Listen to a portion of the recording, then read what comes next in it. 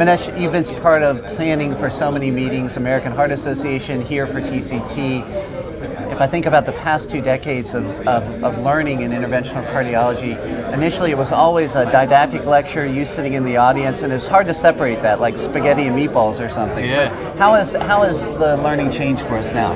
Dave, it's a great question. I think a lot of what we've seen in medical education over the last 5 to 10 years, the stuff you taught me, the stuff we work together to learn together, it's experiential learning.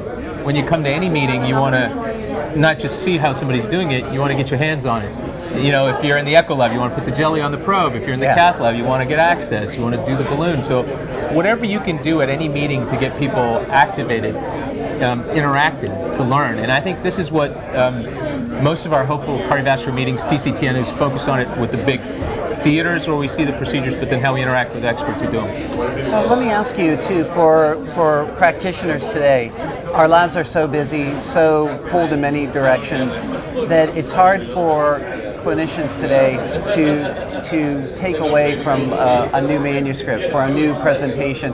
We're getting it online, you're getting sound bites from the media, you might get to be able to read the abstract at best, but probably few people follow through with reading the whole article too.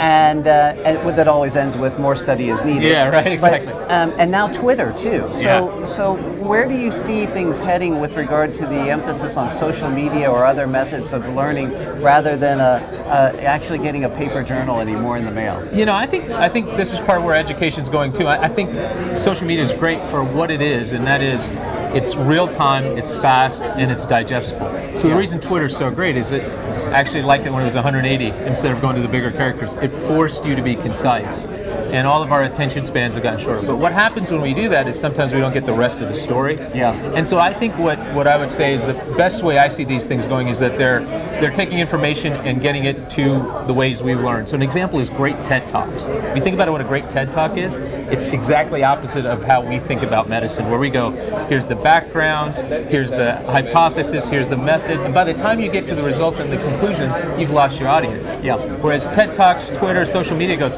here's my point.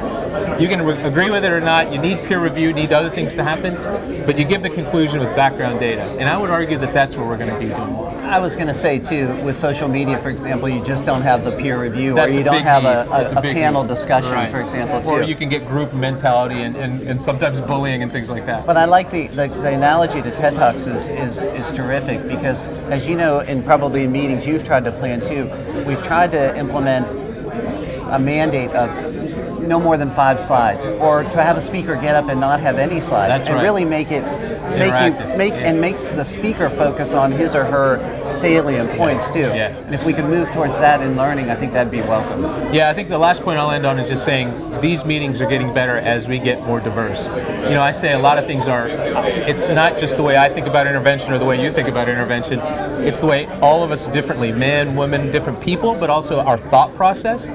And those debates, those controversies, that's what fills the room, because people want to hear both sides of the argument. Couldn't agree with you more. All right, thanks. Thank you.